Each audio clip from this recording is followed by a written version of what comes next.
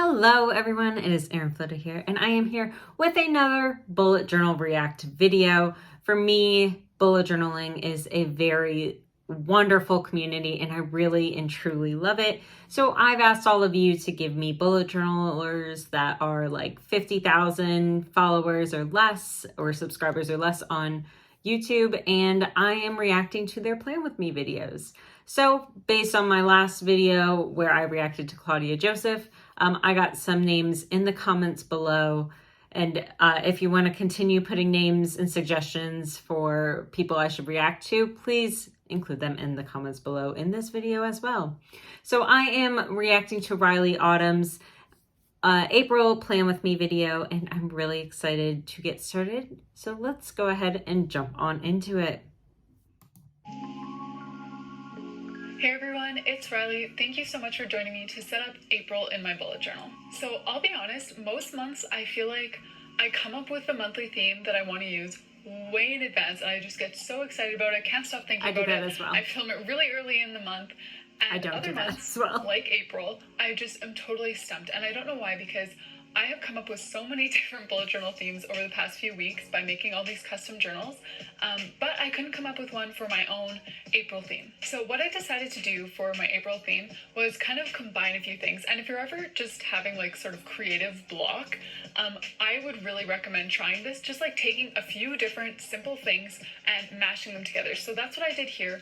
I took a recent moth theme that I did in a custom bullet journal and paired it with a recent postage stamp theme that I did, and bam, my theme for this month is a little moth on a postage stamp. So that's one of my favorite ways to come up with themes when I'm really stumped, is to take one or two simple elements, maybe three, just like combine them all together. So my last month's theme was really bright. It used a lot of like peach and coral and colors that I am normally not drawn to, but this month I decided to come back to kind of my home color palette, nice earthy muted tones for this month. So if you're wanting to journal along with me, feel free to grab your supplies. You'll just need markers, some kind of black pen, gel pen, fine liner, whatever you have, and preferably a white gel pen if you have one of those. Now I want to mention one more thing before I actually start setting up April, and that is my giveaway bullet journal. So I mentioned this in January and in February and a little bit in March, that I am making a bullet journal for one of you guys to win, and it's basically just a custom journal that has all of the same themes for 2022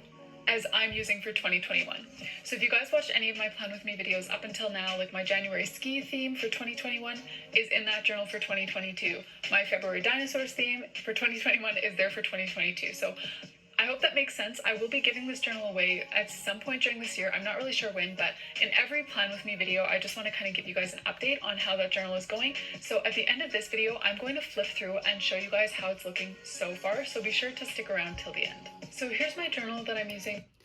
First of all, I just think that's a really cool idea for a giveaway. Max also wants to review the video, even though his butt is looking at the video.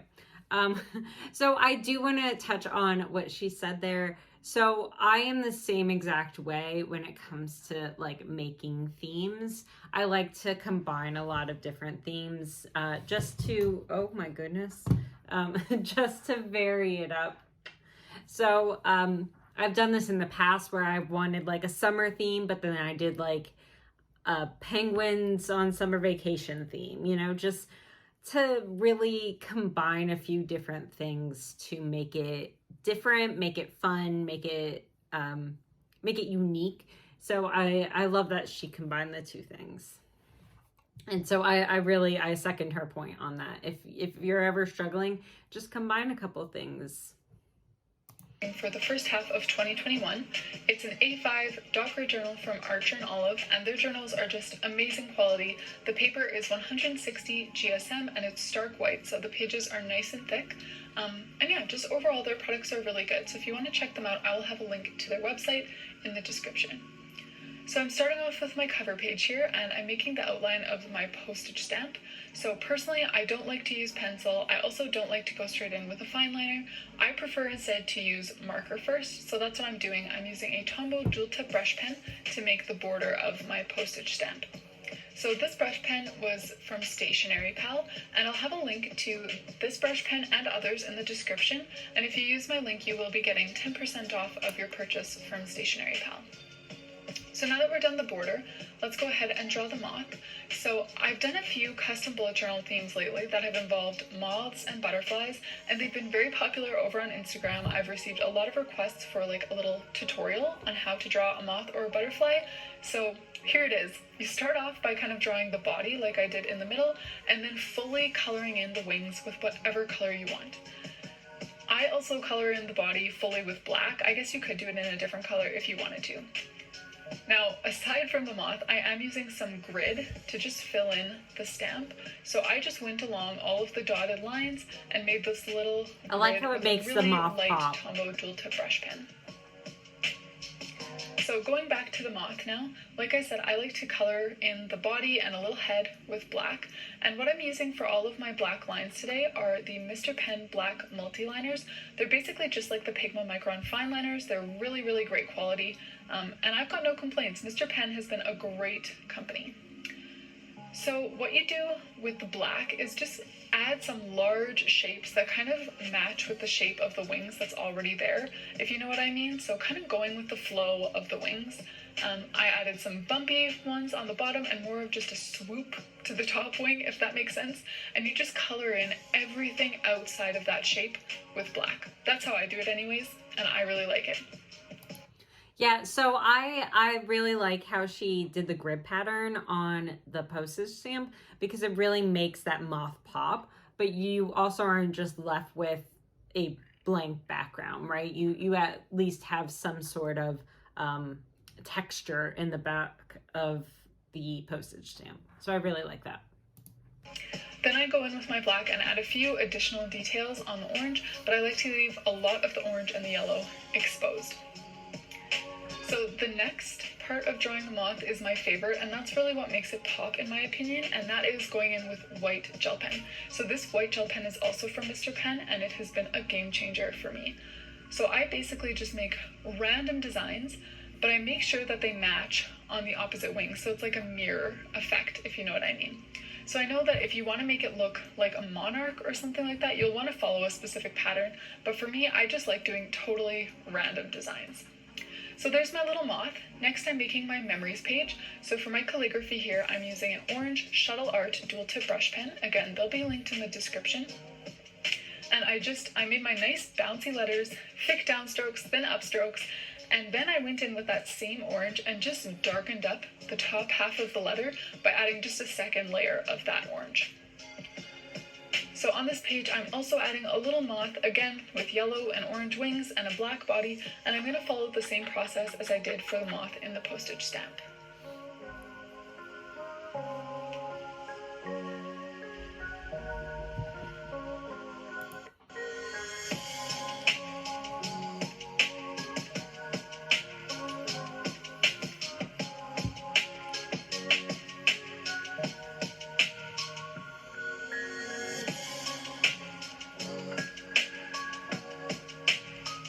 Going back to the calligraphy now, I'm taking a really light gray brush pen and adding a bit of a drop shadow that you probably can't even see on camera, but I find that it just sort of makes your letters look like they're standing off of the page. I really just want to add really quick that doing the pattern, even, I'm not sure if she's about to put the postage stamp, but doing the pattern looks really good even without the postage stamp. The final touch for this memories page will be to take the white gel pen again and add it to my moth, just like I did to the moth on my title page, and also to my calligraphy. So just adding a little stroke of white gel pen to all of the thick downstrokes to make it look like it's kind of glistening. So to finish off my cover page, I'm just taking a really fine tip black multi-liner from Mr. Pen and outlining the entire stamp. So, I agree. I really like the outline for the postage stamp. I liked it before, but it kind of mirrors the black that's in the postage stamp. And I'm doing a large calendar for this month. My squares are 5 dot grid spaces wide by 6 tall, and I find that this is just a perfect measurement to give me enough space to actually write down events and tasks in certain days, but it also leaves some space along that right-hand side for me to record other things as well. So I'm putting 5 days of the week on the left page, and then the other 2 on the right-hand page. and just drawing all of the outlines with the thin tip of one of my Tombow dual tip brush pens that I used earlier. Then I also used the really fine tip of the Shuttle Art dual tip brush pens to write in the dates, and I did do it alternating orange and yellow for the different days of the month, but you can hardly tell because the colors are so close when you use the fine tips. Now I'm making a heading for this, just writing out April, and I decided right in the spur of the moment to make little postage stamps. So I didn't really plan this in advance. I didn't measure these squares. I honestly just wing it when I do this kind of thing. So I just made a bunch of little designs. Props to you, because winging it is something that I'm terrified of doing. Using my orange and my yellow, and I'm going to turn them all into little postage stamps and just write the word April going across them. I like the different designs in the postage stamps as well.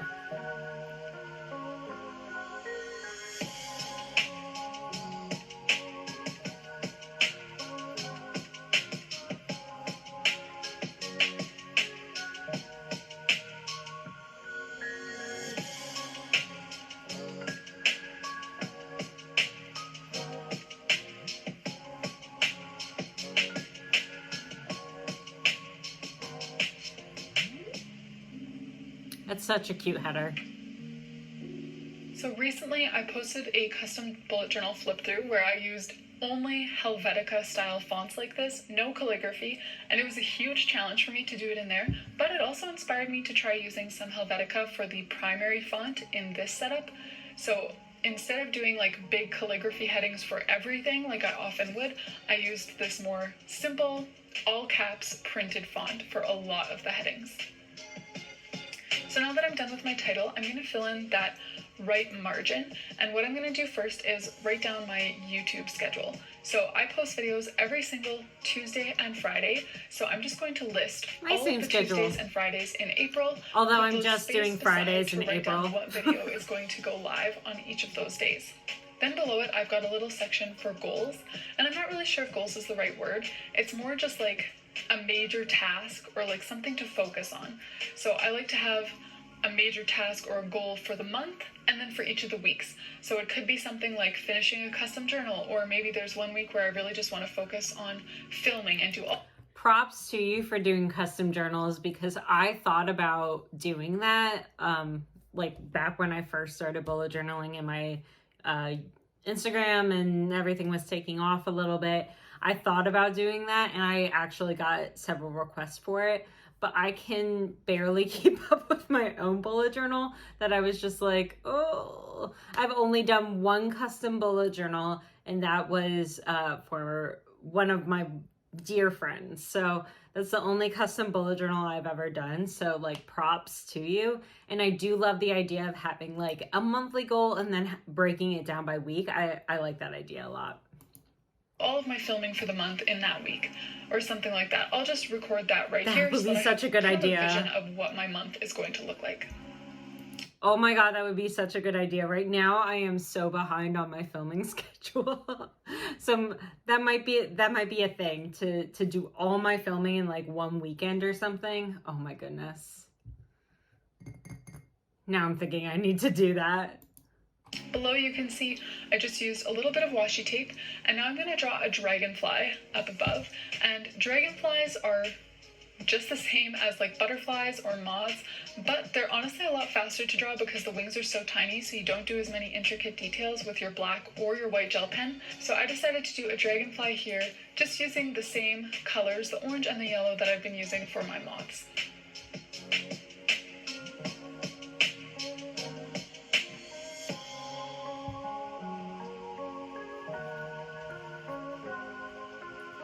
One of the things that I love about any design like fireflies, bees, dragonflies, moths, I love the little dash line. I adore it. I absolutely adore it. So the final 2-page spread for this April plan with me is on the left side here, a tasks page, and then on the right side, a little monthly check-in.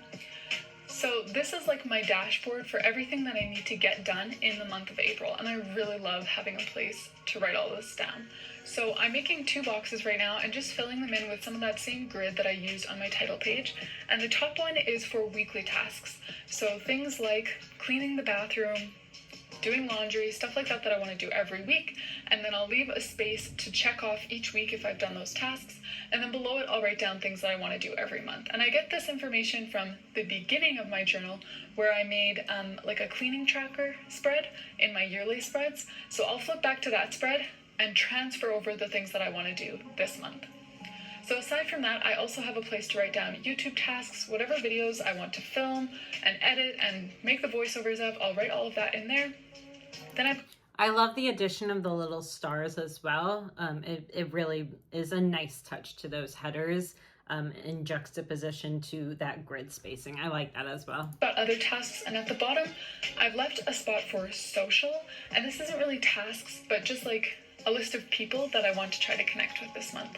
So due to COVID, like many of you guys, I've had to get a little bit more creative and more intentional about connecting with people. Yeah. So I just like to write down each month a list of names of people that I want to either text or meet with on FaceTime, or maybe even meet with in person if I get the chance. That's such a good idea. So that's it's been a really long page. time. It's probably one of the most useful pages that I make every month, and I refer to it all the time.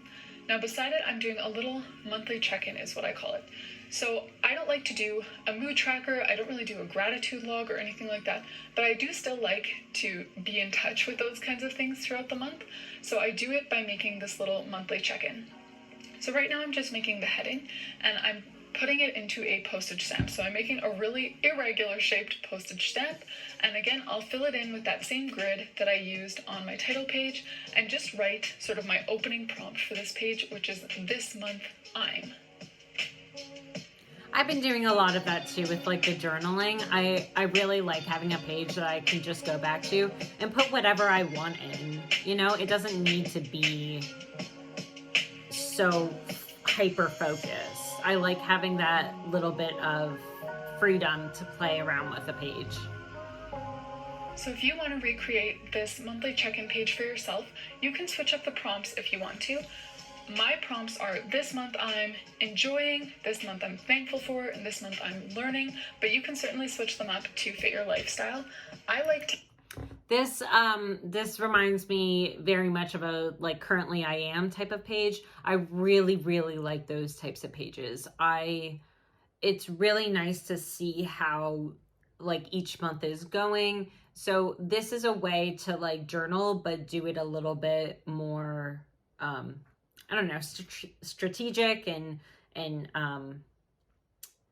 I don't know, something that you can do every single month, you know, to see how things are going. So I love this type of page. It's one of the ones that I listed during the monthly review, 10 types of monthly reviews that I did. This is one of the types of pages that I included as well. To have these just for moments when I feel like I have something on my mind that I just need to get down on paper, I can write it down here. So I don't really add any sort of structure to this page. I like to leave it open in case I want to draw a picture or write a sentence or just jot a little note or something like that as the month goes on. So here we've got our title and memories page for April, then the monthly calendar with a spot to write down my YouTube posting and my goals, and finally a tasks page and my monthly check-in. So I think she's going to go into the giveaway. So I'm just going to let you guys take a look at that on your own time. I will link to this specific video down in the description below, as well as all of our social medias. But I just wanted to like kind of recap my thoughts on the overall thing. First of all, I love the music. I love the balance of music to what she's saying. It's not just all words and it's not just all music. I like that little bit of a mix up. And for me, as someone that also did a postage stamp theme, I love how she added like that grid in. That grid looks really, really good with the moth popping out from it, as well as it gives you a little bit of an easier way to include that in a lot of headers without doing postage stamps for all of your headers or doing moths for all of your headers.